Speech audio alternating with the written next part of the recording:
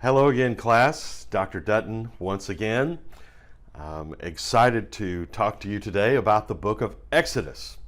Now, I do want to tell you up front that I have been fighting my yearly battle with the creeping crud for the last week, so I may cough a couple of times in here, but I'm on the tail end of it, and we have a lot to cover.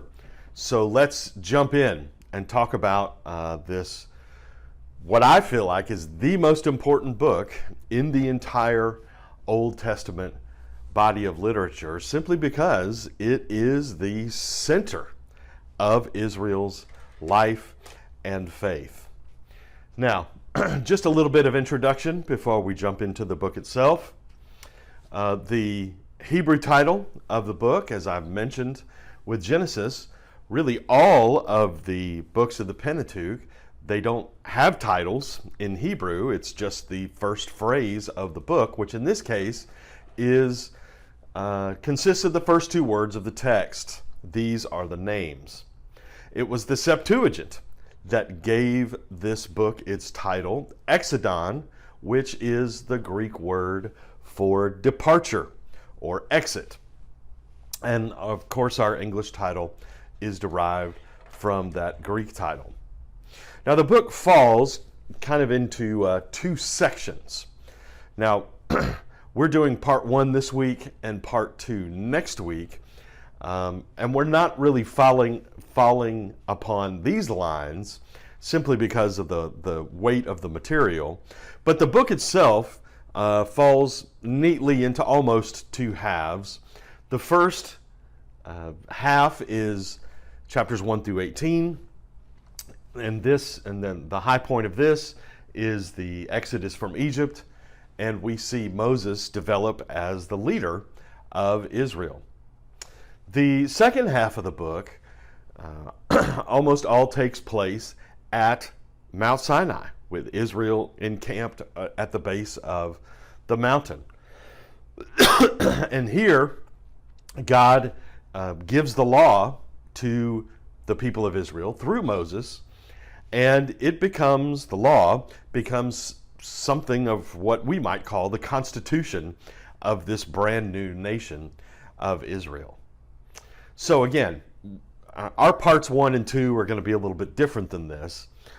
Today, we're going to get through God's selection of Moses to go back to Egypt and bring the people out, and then we'll cover the rest in part 2.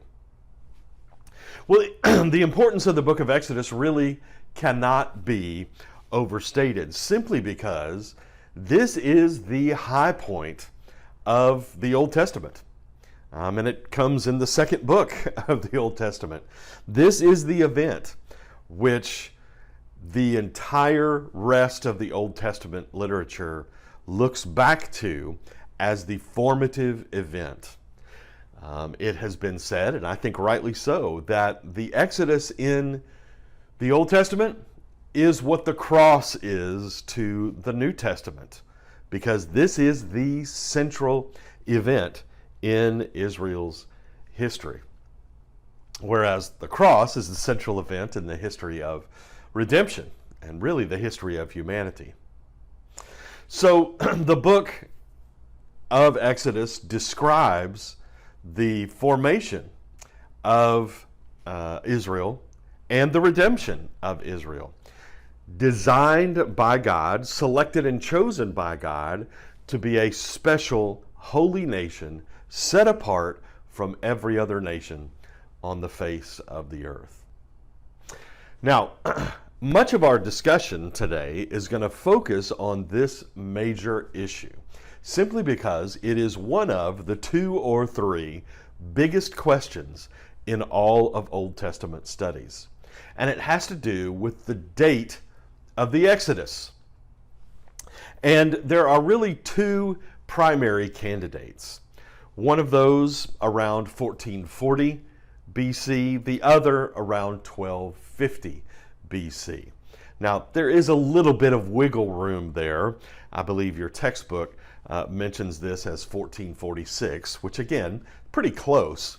But these really are the 2 major candidates.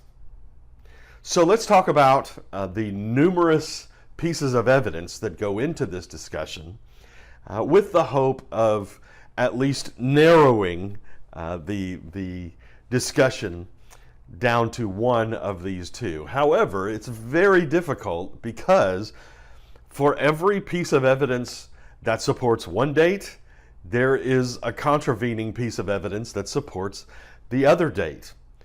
However, and your textbook mentions this, and I think it's a very fair point, that there are both conservative and liberal scholars who hold to each one of these dates. So this is not a liberal versus conservative issue. You can argue each one strongly, although the textbook tends to lean more towards the 1440, 1446 date here. So let's talk about the evidence. And let's start out with what we have in Scripture. And there are really two main pieces of evidence. One of those is Exodus chapter 1, verse 11. And this is a reference to the Israelites being forced to build two store cities in northern Egypt. One of those is Pithom, the other is Ramesses. Now, this leans toward the Ramesses II, the 1250 date. Ramesses II was a very powerful pharaoh. Many times in Hollywood's depictions of the Exodus event, Ramesses is usually depicted by Yul Brynner here, by other actors. That's what he really looks like today. That is his mummy in the Cairo Museum. But Ramesses did a whole lot of building. And one of the big questions is, where would he have had the labor pool in order to do all the building that he did? Of course, it could be that the Israelites were his labor pool. Ramesses loved not just to build things, but to name them after himself. So it's likely that this store city that is referred to as Ramesses was built during the time of Ramesses II, which again goes towards the 1250 date. The other piece of evidence is not in the Pentateuch at all.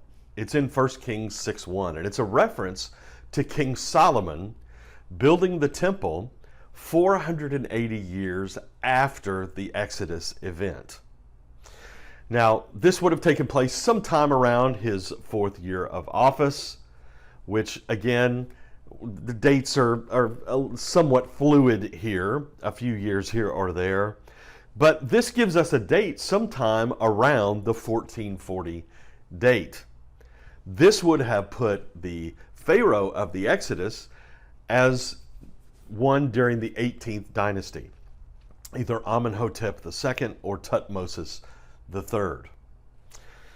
Now, this is a very compelling piece of information that helps the 1440 argument for that particular date. So those who support a 1250 date have to figure out what to do with this reference. Those who support the 1440 date have to figure out what to do with the reference to the store city of Ramesses. Now, one of the ways that they do that is that they assume that the reference to the store city of Ramesses is an anachronistic reference. An anachronistic reference is one that fits the time frame of the writing, but not necessarily the time frame that the events occurred. For instance, if I were to say, speaking of Houston sports complexes, that the Astrodome was built right next to Reliant Stadium, well, that's what we would call an anachronistic reference, because technically the Astrodome was built first. Now, for me to say that Reliant Stadium, or now it's NRG, but that NRG or Reliant, if I were to say that it was built next to the Astrodome, that's not an anachronistic reference, because the Astrodome was in existence when NRG or Reliant was built. But to flip that would be an anachronistic reference. So Perhaps the store city of Ramses existed when Exodus was written, but it did not exist at the time of 1440, which Ramses wouldn't have been the pharaoh then. Well, those who have to answer the 1 Kings 6:1 point to the fact that sometimes numbers can refer to generations. And so that perhaps this is a reference to 12 generations of 40 years each. It does seem like quite an awfully nice round number there, 480. It is a factor of 12. It's also a factor of 10, both of which are very important numbers in biblical studies. Again, you see the difficulty that comes in here. Well, there is some archaeological evidence, but again, it is largely inconclusive. There's a group of letters called the Amarna letters, and it's a series of letters that are from kings in Canaan writing back to Egypt, saying that they were having trouble with a group of people called the Apiru. Now, scholars think that there's a possibility that they're referring to the Hebrews there by using the word Apiru, and that this is a reference to the conquest that took place a few decades after the Exodus from Egypt. We also have, and this is a very important piece of evidence, the Merneptah stele. Now, the Merneptah stele is a large block of granite, and it's significant for a lot of reasons. One of those is the fact that it's the first mention of Israel outside of the Bible. And it was crafted during the time of Ramses II's son, the Pharaoh Merneptah. And on the large piece of rock, it says, Israel is laid waste, his seed is no more. Now, this is significant because it shows that by the time of Merneptah, there was a people group called Israel. That people group was in Canaan, at least by this time, and that perhaps Merneptah was having a little bit of difficulty. Even though it says that they're laid waste, ancient historians tended to flip the script, so to speak, and make it sound as if their defeats were not really defeats. Here's what the Merneptah stele looks like. You can see how big it is. It's about 10 feet tall. It's housed in the Cairo Museum in Cairo, Egypt, and it tells the story of the military campaigns of Ramses II's son, Merneptah. And again, the fact that it mentions Israel in Canaan in 1220 BC is very significant. Well, Numbers chapter 20, which we will talk about a little bit later on in the term. In Numbers chapter 20, Moses and the Israelites have to ask permission to pass through the area just to the east of the Jordan River. Well, this area was not inhabited until the 13th century BC, the 1200s, so Edom could not have given its permission for Israel to pass through it if it wasn't in existence just yet. There are other pieces of archaeological information. There's some sites in Palestine that show destructions around 1250, like Bethel and Lachish and Hatzor. This would fit well with the stories that we read about in Joshua. But then there are other sites that are very prominent in Joshua, such as Gibeon, Shechem, Gezer, that show no destructions at all. So again, and this is just a brief overview of all of this. The arguments for this are very detailed, very numerous, and you can see that they're conflicting in certain regards. And so it's very difficult to come down with any kind of certainty dogmatically about this. So ultimately, here's what we have to conclude. And that is that the writer of Exodus, for whatever reason, chose not to give us specific information to date the Exodus, which is a little bit maddening because all the author had to do was to give us one Pharaoh's name, and the entire argument would be settled. But that's not the point of the narrative in Exodus.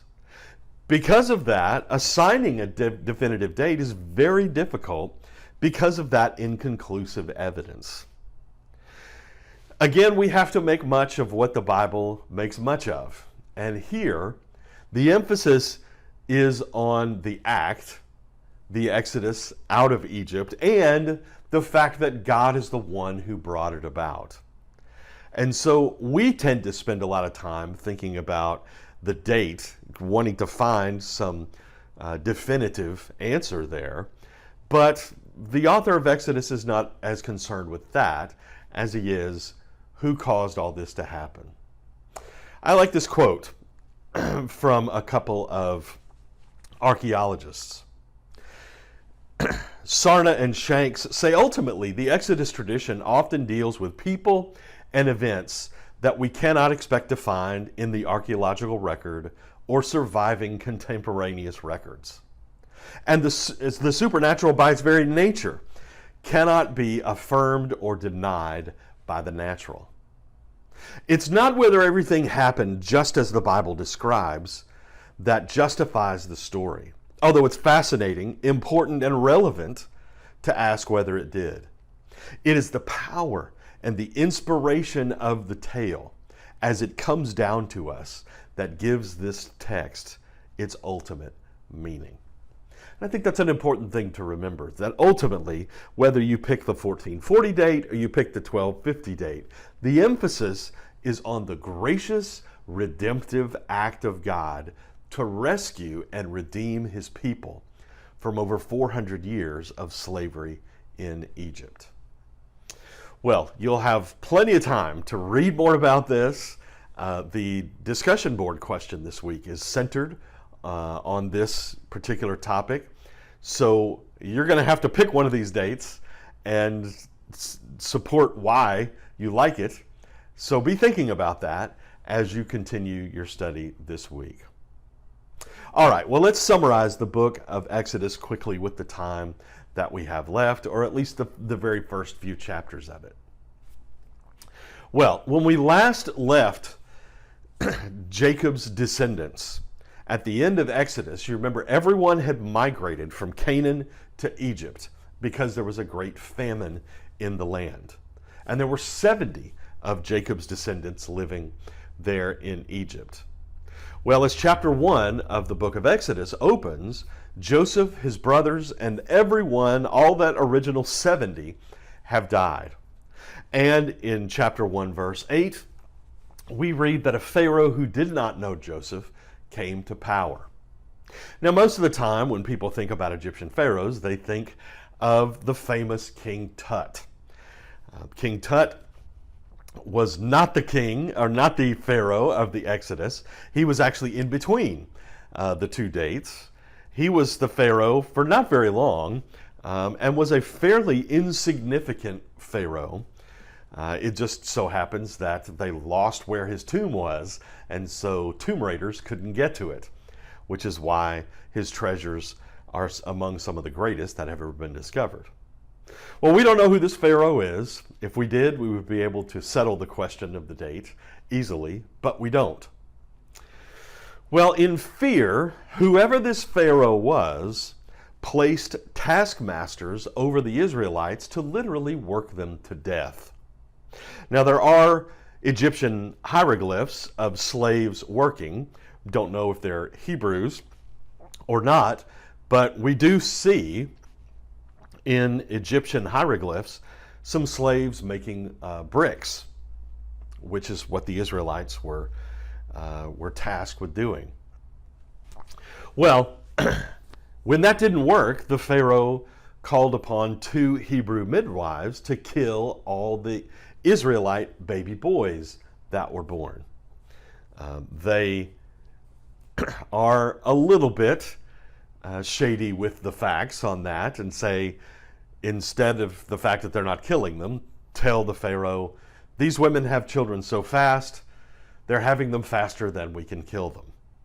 And so finally, the Pharaoh's final act of desperation is to call on all the Egyptians to throw all the baby boys, both Egyptian and Israelites, into the Nile. And so the people of God cry out and say, deliver us, O Lord, save us from this slavery. Well, God's plan for their redemption can be found in a baby boy named Moses. Moses is the son of Amram and Jochebed. He is spared by his mother from death. In the familiar story, she places him in a basket. The actual Hebrew word is ark. It's the only other place that the word appears other than in Genesis chapter 6 through 9. Places him in a little ark on the Nile River, and he is discovered by the Pharaoh's daughter. She adopts him as her own, and wouldn't you know it, Moses' mother, Jochebed, is the Pharaoh's daughter's maidservant. So she ends up actually raising her own son. But he's raised within the royal house of Egypt. And so even though he is of Israelite descent, he is raised as an Egyptian. Well, one day Moses sees an Egyptian beating one of his fellow Israelites. In a fit of rage, he kills the Egyptian. He has to flee. He runs into the wilderness, and there he meets a man who goes by a couple of different names, Reuel, Jethro, Hovav, and he ends up marrying a woman named Zipporah, and they have a son named Gershom. So for the first 40 years of Moses' life, he is in Egypt. For the second 40 years of his life, he's in the wilderness. And when he's 80 years old, that's when God decided that it was time for Moses to go back to Egypt and lead his people out. So in Exodus chapter 3, Moses is at the base of Mount Horeb, also called Mount Sinai. And he sees a very interesting sight. He sees a bush that is on fire and yet is not consumed. So he goes over to look at it. And when he does, the Lord speaks to him and says, "Do not come any closer. Take off your sandals, for the place where you are standing is holy ground. I am the God of your father, the God of Abraham, Isaac, and Jacob." So God calls to him from this burning bush. Fire is often used as a symbol of God's presence in the Old Testament. God identified himself as the God of Abraham, Isaac, and Jacob, and he also identified his plan, that he had heard the groaning of his people and that he was going to rescue them from Egypt. Which Moses was fine with all of that until God told Moses that he was the one that was going to be rescuing them. And so what happens is, as you might imagine, Moses begins to point out all the reasons why he's the wrong choice. His first response, or excuse, I guess we could say, is, "Who am I that you would pick me to go and do this?" The Lord reminded him that it's not about who Moses is, but it's about who he is. He says, "I will be with you." And he says, "This is going to be the sign to you that I'm the one who has done this, not you. I will bring you back to this point, and you will worship me here with Israel." Well, Moses' second excuse is, okay, well, who exactly are you then? The people won't know who you are. Who shall I say sent me? God's response is very interesting because it is the revelation of his personal name, sometimes called the Tetragrammaton. It is the holy name, Yahweh, that the Jews to this day still will not speak out loud. And so they take the vowels from the word Adon and they mix them with the consonants of Yahweh and come up with Jehovah, or the Lord.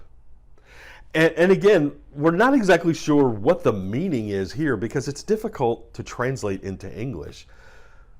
But probably the best way to think about it is that God is the one who is, and who is ising. Some have translated I am who I am, or I am what I am, or I will be what I will be. Again, there's no good English translation except to say that God is the ising one.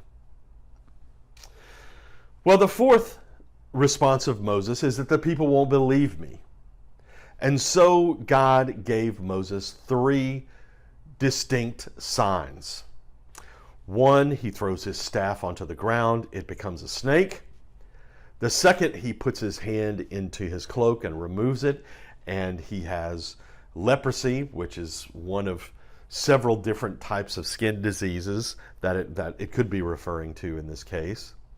And the last sign is to the ability to turn the Nile into blood. And with these 3 signs, God says, the people will believe you when you show them these things.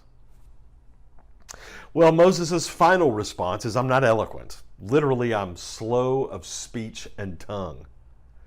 God's answer is, I created your mouth, and I will be with you again. He reminds him of that.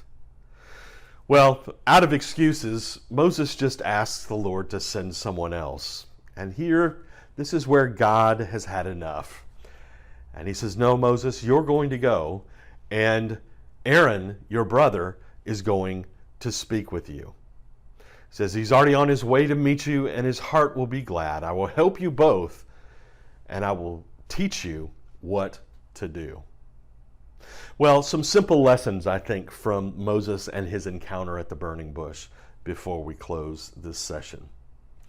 The first one is this, is that when God calls an individual to service, there's intention in it.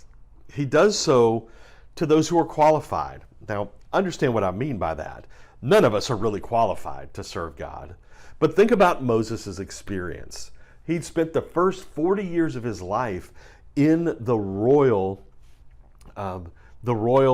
halls of Egypt, which he was going to have to know how to maneuver those. He spent the second 40 years of his life in the wilderness as a shepherd, which he was going to have to know how to maneuver in the wilderness if he was going to be leading Israel. So when you think about it in those terms, there's really nobody who's as qualified as Moses is to do this.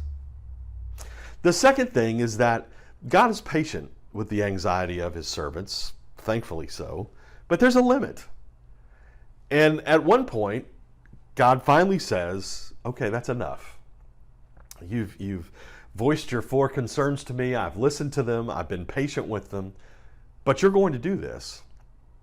And I'm going to send you to do it. The third thing that is also important to remember is that God is going to equip whomever he calls to do the work, mainly with his presence. He told Moses twice, I am with you, and I will be with you. I will not put you out on your own to do this, Moses. So be encouraged that as one who is called by God, you are also equipped by God.